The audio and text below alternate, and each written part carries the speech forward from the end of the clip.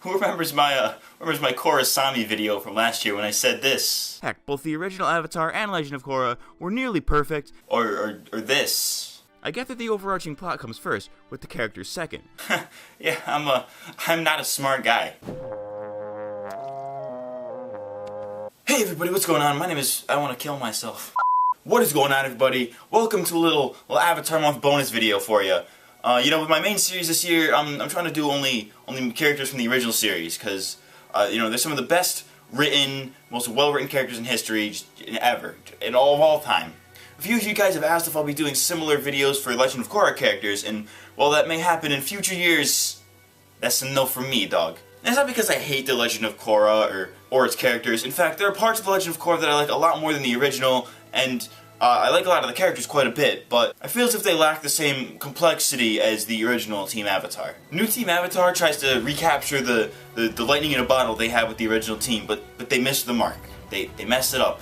It's all bad. It's not good. So today, I'll be talking about Korra's Team Avatar and why they all deserved better. So let's start off with the Avatar herself, Korra. Korra is an example of a character that gets better with time. When she first started off, she was boring. Like really boring. Where is your personality? Where is it? I would like to know. It was quite obvious from the start that she was meant to be the antithesis to Aang, and that included the fact that Aang had personality, Korra did not. But as the series progressed to seasons 3 and 4, we get to see a deeper side of Korra than we had before, what with all the losing Rava post-Unalaq and the good old depression post-Zahir. She's kind of like this Team Avatar's version of Toph, in that she's like this overly confident tomboy who wants to fight people, which would normally be fine, except she has to deal with like Avatar stuff on top of that, and it just doesn't work with that like character arc. It don't make sense. Don't work. Like, imagine for a second that Toph was the Avatar instead of Aang. That's basically what Korra is, except it doesn't work because Toph wasn't a character that was meant to be spiritual and stuff. She ain't woke like that. She's not woke. I think Korra is probably one of the better characters in this series, simply because she went from a plank of wood character that I didn't care about to a character that I was emotionally invested in by the end. Granted, I'm the guy who can be emotionally invested in a literal plank of wood. Whatever, Korra's not that bad of a character, but she was written not as well as she could have been. Let's move on to another of the not as bad as they could have been characters, Bolin. After watching this guy for 30 seconds, he's easy to tell that he's basically the Sokka of the group. You know, he's the funny guy. But how can Bolin be the equivalent to Sokka when he's an earthbender and Sokka doesn't? Wouldn't Toph make more sense? Because they're both earthbenders. Hey, why don't you stop taking things so literally, or I'm gonna have to go all Wan Chi Tong up in here and educate you. So Bolin is literally just Sokka if he had earthbending and was on speed, without any of the depth that made Sokka's arc interesting. I will say that Bolin had one of the more interesting arcs, more specifically in his later 2 seasons with his struggles to metal bend or realizing that he helped Hitler, Kuvira, but we didn't get to see him go from anything more than the lovable goofball trope. He's cool though. He's up there in the ranks. I like him. Let's move on to Asami. I already kind of talked about her in last year's Korra Asami video, so go watch that, I guess, if you want to hear me make bad opinions about a TV show. But Asami was literally added in last minute. They were like, hey, we like this character, let's keep her. And because of that, they had nowhere to put her. They had nothing to do with her. In the first season, she was only there because Korra and Mako needed some turbulence in their relationship, and she otherwise did nothing. In Season 2, she acts more as a foil for Bolin, but ultimately does even less than last season. She got more screen time in Seasons 3 and 4, which, if you've guessed the pattern at this point, are massive improvements. But her screen time was limited to being a background character who couldn't do much because, no bending and all. I can still fight! Like in Zhao Fu or at the stakeout, she was just kind of there. She was trapped in the desert with Korra for a while. Didn't use that to develop their relationship at all. She was there because they needed someone with brains to escape, and she was really the only character that could do that. She didn't really help in the fight against the Red Lotus either. I mean, she had to get the airbenders to safety, but what are you really doing at that point? In Season 4, however, she had an actual arc. She had to deal with her family drama with her dad in prison, and she actually got to throw hands a couple times this season. She was generally well developed in the latter 2 seasons, which is great because she was just there in the other 3.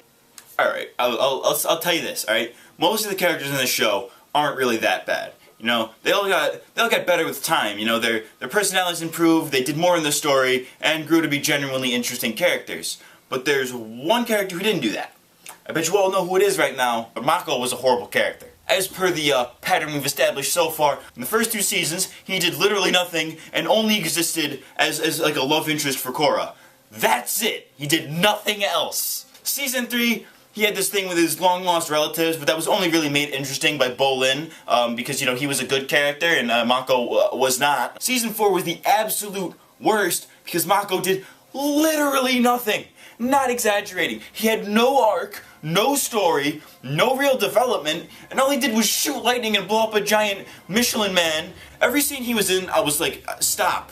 Please, cease this at once. I think what the worst thing is that they were clearly trying to redo Zuko. You know, he's like this edgy firebender with issues, but he doesn't do anything. Like that's what Zuko had things and interesting things in his past and development, and Mako was like, I'm edgy.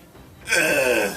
Aesthetically, he's not even good either. The things that made Mako even remotely noticeable as far as character designs go were like the scarf and the spiky hair, both of which were nowhere to be seen in the final season. He has no arc, he has no development, he's not interesting, he has nothing. They named Mako after Iroh's original voice actor who passed away in the middle of the original series, but this is more like an insult to the real Mako's legacy.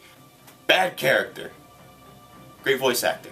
But hey, I still like The Legend of Korra, you know? If anything, I like to rewatch the first few seasons and pick them apart. Not because I hate them, but because I like to see what went wrong. Do I think The Legend of Korra is a stain on the franchise, or that the characters are insults to their original counterparts? No. That's what the Last Airbender movie's for. But I do think that they deserved better treatment in their series. Now, if you excuse me, I have a certain bald monk to write about. So I'll see you next time. Hey, it me. I was just about to start editing this video, and I remembered I forgot to film this when I was filming, and I already put all my stuff away. So here's this. You know how last year I was did a big ol' finale live stream? I'm gonna do that again this year, but it's gonna be longer and bigger, longer and uncut, like the South Park movie. So I don't know when it's going to be. It's probably going to be either the day before or the day after the last Avatar Month video comes out, which is, believe it comes out on the 30th, so it's either going to be on the 29th or the 31st, which is a Sunday or a Tuesday. Or wait, no. It's either a Monday or a Wednesday. What am I what? No. Okay, whatever. One of those days. I don't know which day. Let's find out which day. What is my life? Please kill me. Comes out on the 30. Okay, it comes out on the 31st, meaning either the 30th or June. I'm gonna try to do the 30th. If not, I'll try like 27th, 28th. I don't know when. Just look out for it on the channel. It's gonna be there. We out here. We booing out here. So that's gonna happen. We're gonna play the Legend of Korra game. Gonna maybe do some other games. I have like the PS2 or something, and maybe we'll look at some Flash games. You know, it's gonna be fun. It's gonna be lit, as the kids say. Yeah, my life is a joke. Please kill.